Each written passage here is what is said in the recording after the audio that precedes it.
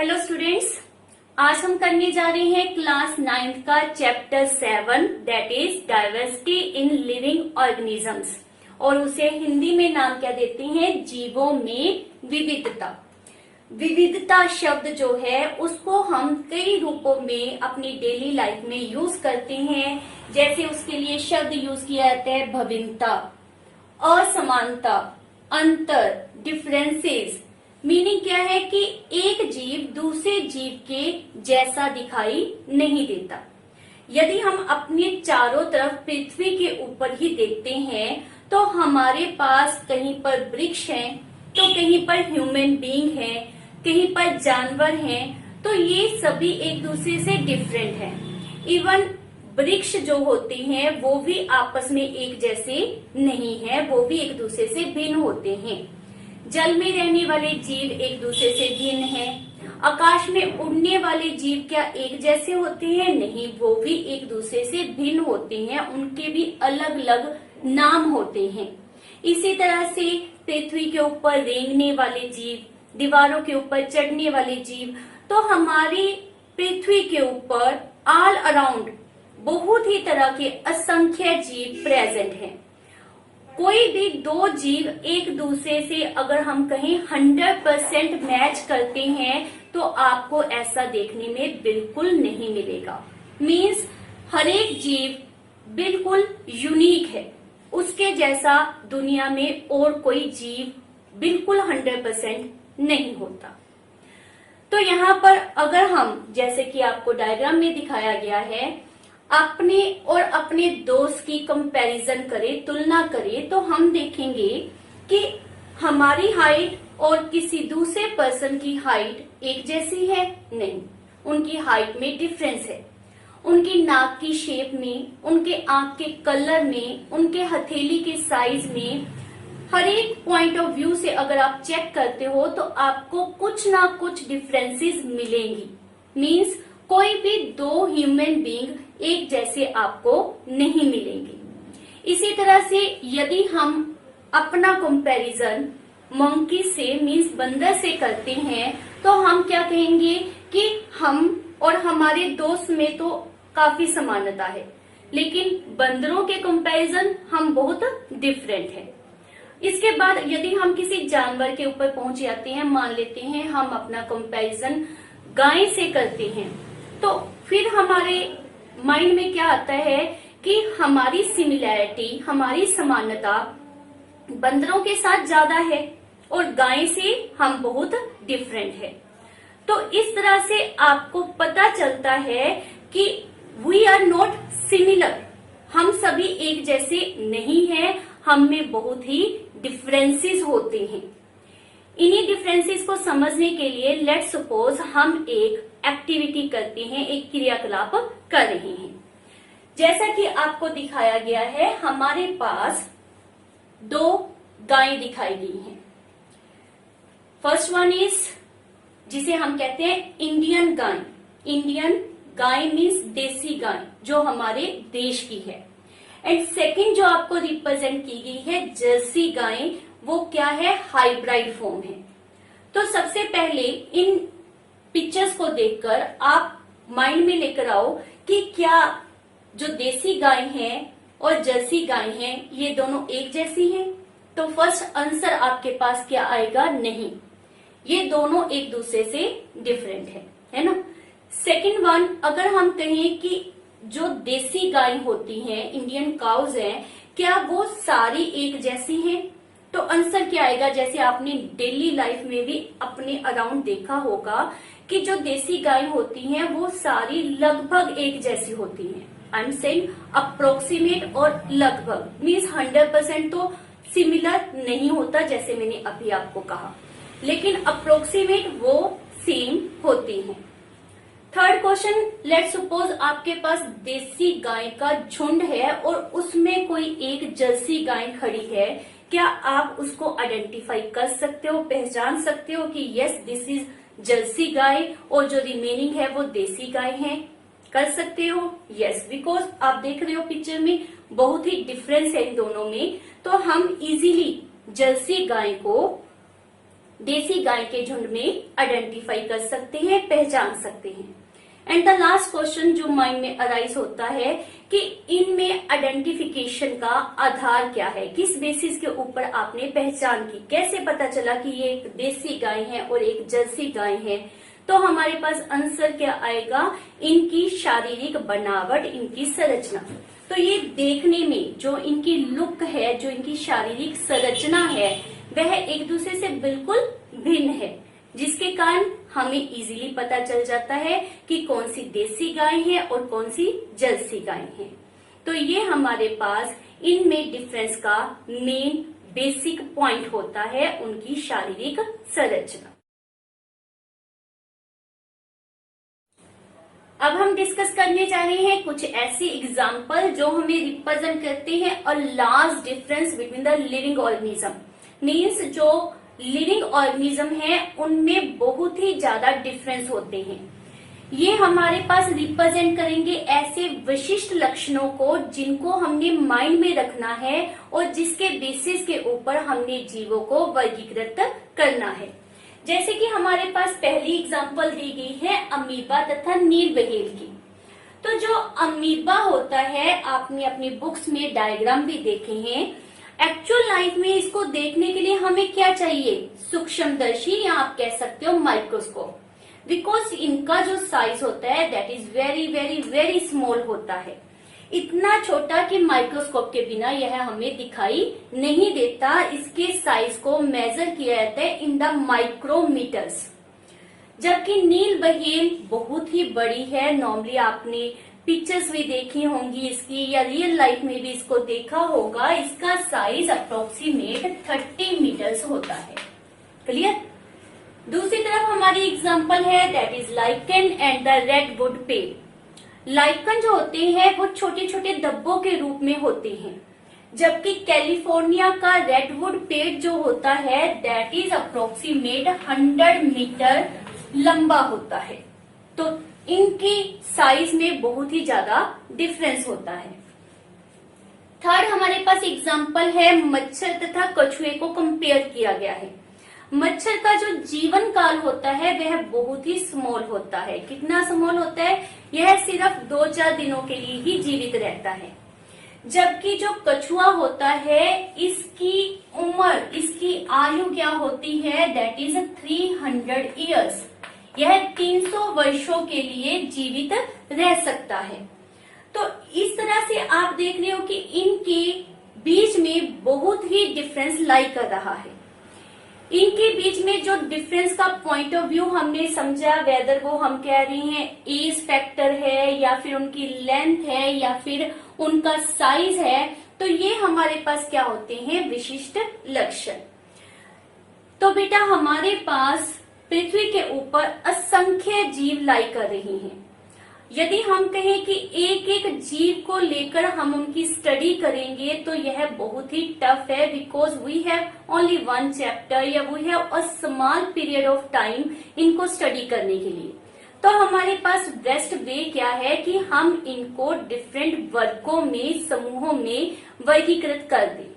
Result क्या आएगा कि हमें पता चल जाएगा कि जीवों में ये समानता है तथा ये असमानता पाई जा रही है, जिसके द्वारा हम उनको इजीली स्टडी कर सकते हैं, उनका अध्ययन कर सकते हैं।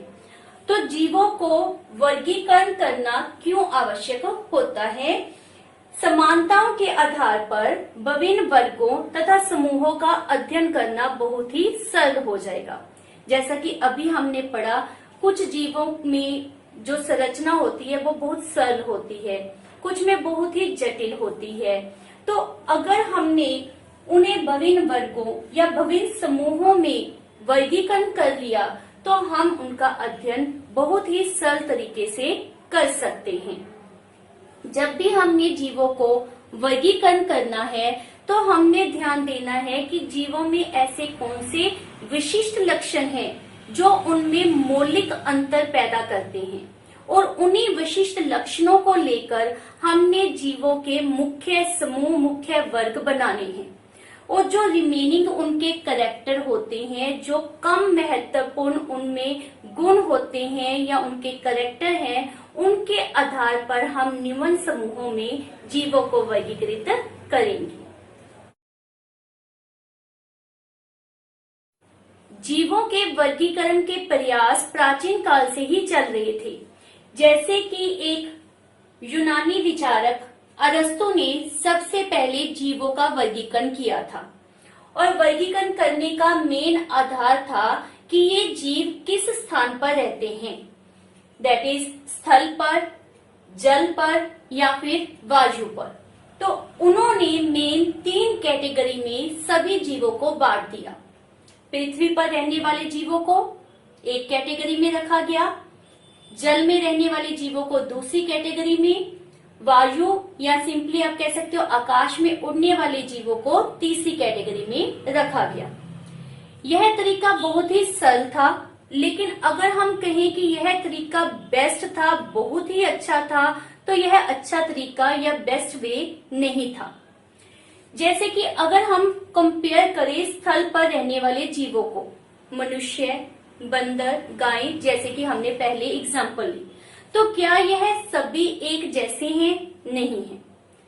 जल में रहने वाले जीव, जैसे कि अभी हमने व्हेल की बात की, ऑक्टोपस, स्टारफिश या डिफरेंट टाइप ऑफ ऑर्गेनिजम्स जो जल में रहते हैं, क्या उन सभी में एक जैसी सिमिलैरिटी है, समानता है? नहीं। तो फिर उनको एक कैटेगरी में हम नहीं अध्ययन कर सकते। तो कहने का भाव यह है कि हमारे पास जो शुरू में मेथड दिया गया जीवों को वर्गीकरण करने के लिए आधार लिया गया, उनका रहने का स्थान, वह तरीका चाहे सरल था, लेकिन वह 100% राइट या सही तरीका नहीं था। तो हमारे पास नेक्स्ट मेथड की, नेक्स्ट वर्गीकरण के तरीके की खोज की गई। तो जैसा कि अभी हमने डिस्कस किया, विचारक अरस्तु के द्वारा दिया गया वर्गीकरण का तरीका सही नहीं था। तो यदि हमसे क्वेश्चन पुट किया जाए कि हमारे पास वर्गीकरण करने के लिए किसको आधार लिया जाए, नंबर 1 रहने के स्थान को, नंबर 2 कोशिका संरचना को, तो आप किसको प्रेफर करोगे? क्या रहने के स्थान के बेसिस के ऊपर जीवों को वर्गीकरण करना उचित है? तो आंसर क्या है? नो, बिकॉज अभी हमने डिस्कस किया। तो हमने मेन ध्यान किसके ऊपर देना है? कोशिका की संरचना के ऊपर। तो जब भी हमने वर्गीकरण करना है तो पहले किस चीज को देखना है कि जीवों में क्या समानता पाई जा रही है। यदि हमें पता चल जाए कि जीवों में यह समानता होती है, तो हमें पता चल जाएगा कि उनमें कौन से विशेष लक्षण हैं या उनका क्या व्यवहार है। इनफैक्ट जो लक्षण या व्यवहार होते हैं वह किसी जीव के रूप को, कार्य को डिसाइड करते हैं और इन्हीं समानताओं के बेसिस के ऊपर हम जीवों को एक वर्ग में रख सकते हैं, वहां पर उनकी स्टडी कर सकते हैं, उनका अध्ययन कर सकते हैं। और जिन जीवों में यह समानताएं नहीं मिलती, मीन्स जो जीव इन जीवों के वर्गों से डिफरेंट होंगे, असमान होंगे, उन्हें हम दूसरे ग्रुप में, दूसरे वर्ग में रखकर वहां पर उनकी स्टडी कर सकते हैं। तो हमारा मेन पॉइंट ऑफ व्यू क्या होता है कि हमने जीवों के विशिष्ट लक्षणों की तरफ ध्यान देना है, जो कि मौलिक लक्षण हो, जो जीवों में समानता को डिसाइड करते हो। जैसे कि हम एग्जांपल ले लेते हैं, ह्यूमन बींग्स का हम कंपेयर करते हैं, तो हमारे हाथ में मोस्टली कितनी फिंगर्स होती हैं? 5। तो यह क्या है? हमारा एक लक्षण है। हम सभी इंसानों में, मानवों में एक विशेष समानता पाई जा रही है। और इसी तरह से ही यदि हम अपना कंपैरिजन वृक्षों के साथ, पेड़ों के साथ करते हैं, जबकि वह भी लिविंग ऑर्गेनिज्म है, लेकिन फिर भी वो एक स्थान से दूसरे स्थान तक चल नहीं सकते। हम में क्या गुण पाया जाता है कि हम एक स्थान से दूसरे स्थान तक चल सकते हैं, दौड़ सकते हैं। तो यह एक विशिष्ट लक्षण होता है और यह हमें पेड़ पौधों से डिफरेंट बनाता है। इट मीन्स हमारे पास वर्गीकरण का एक पॉइंट ऑफ व्यू मिल जाता है, एक विशिष्ट लक्षण का पता चलता है, जिसके द्वारा हम मानवों को वृक्षों से एक अलग कैटेगरी में, अलग वर्ग में रखकर उनकी स्टडी कर सकते हैं।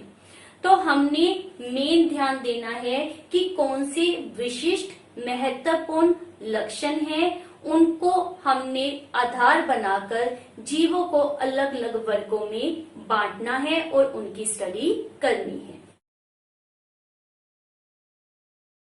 मौलिक लक्षणों को समझने के लिए हम बहुत ही सिंपल उदाहरण ले रहे हैं।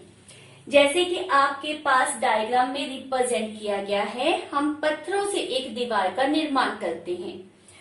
हमारे पास जो पत्थर दिए गए हैं वह विभिन्न साइज के, आकार के और उनकी शेप एक दूसरे से बिल्कुल डिफरेंट है। तो जब हमने पत्थरों से दीवार का निर्माण करना है तो उस समय हम मेन ध्यान कहाँ पर देते हैं? निचले स्तर के ऊपर लगाए गए पत्थर। नो डाउट जो निचले स्तर के ऊपर पत्थर लगाए जाते हैं वह बड़े साइज के लगाए जाते हैं। क्यों लगाते हैं? ताकि हमारे पास जो बेस है, जो नींव है, वह मजबूत हो जाए। एज ए रिजल्ट उसके बाद ऊपर किसी भी प्रकार के पत्थर को लगाया जा सकता है।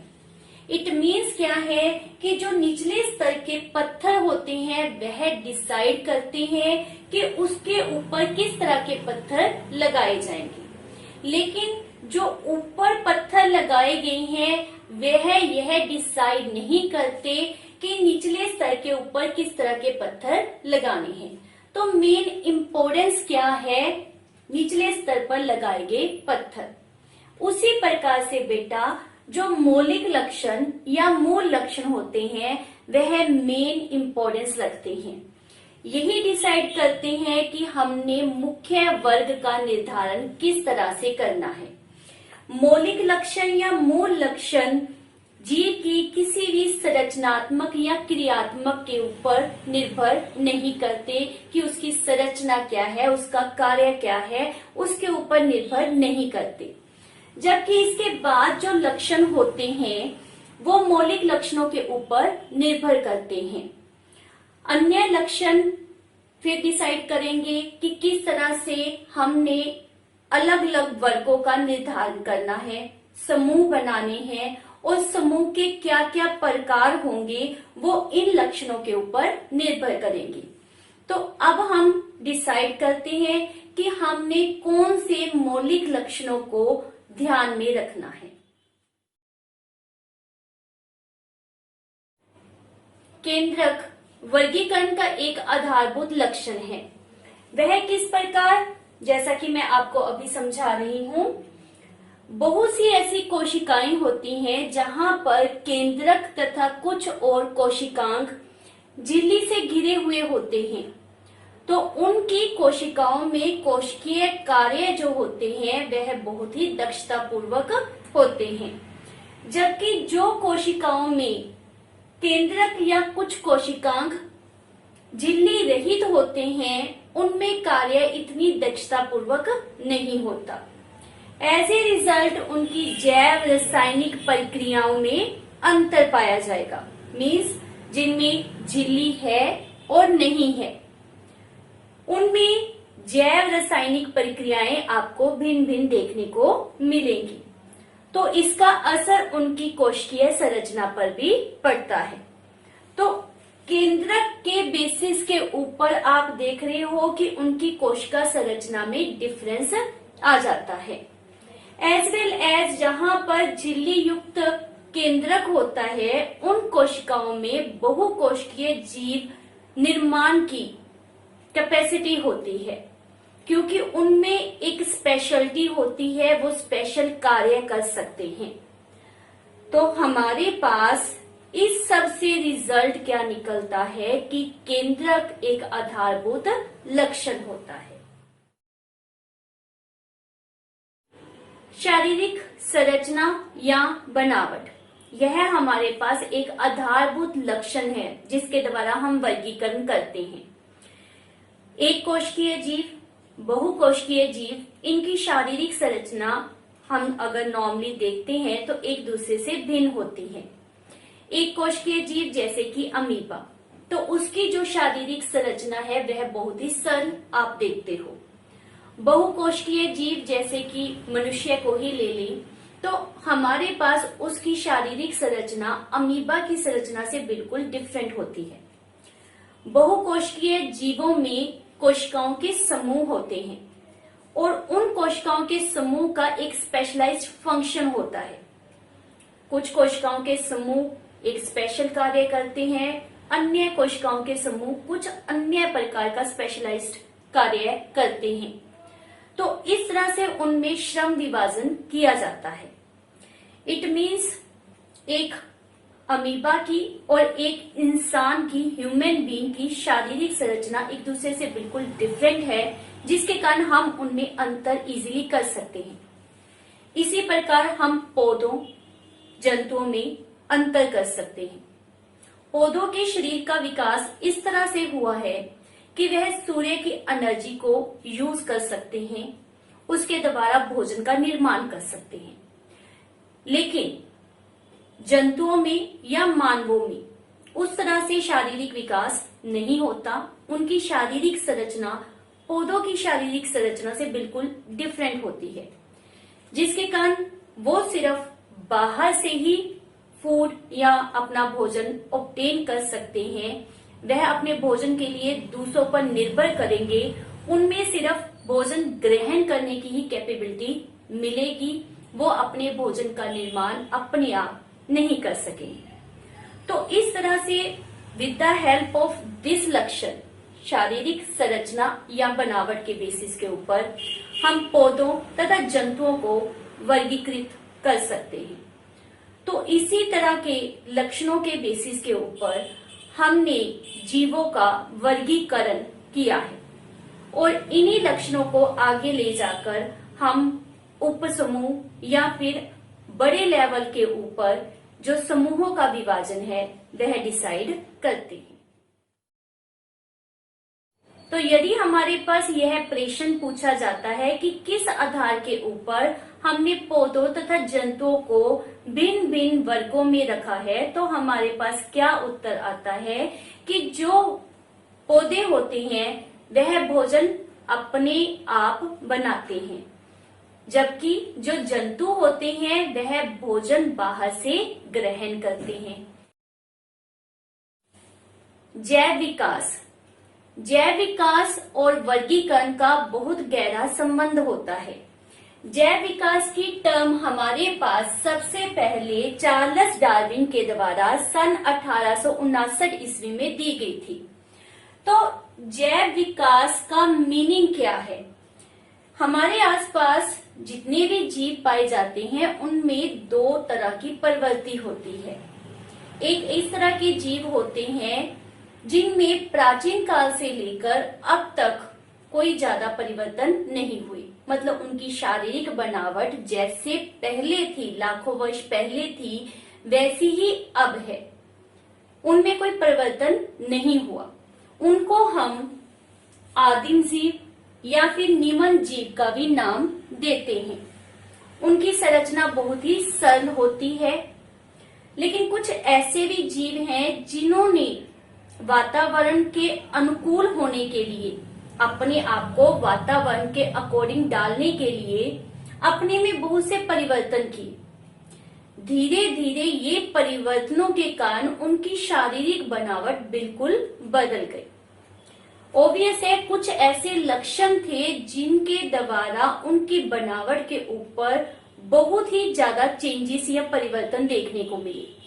ऐसे लक्षण जिनके द्वारा उनकी बनावट में अधिक परिवर्तन देखने को मिले, उनको हम मूल लक्षण मानते हैं। तो जैसे जैसे धीरे धीरे उनमें परिवर्तन आते गए तो उसके द्वारा उनकी जो संरचना थी वो जटिल हो गई। ऐसे जीवों को हम उन्नत जीव या फिर उच्च जीव का नाम भी देते हैं। परंतु जो हमारे द्वारा निमन जीव या उच्च जीव इस तरह की नेमिंग दी गई है, यह पूरी तरह से उचित नहीं है।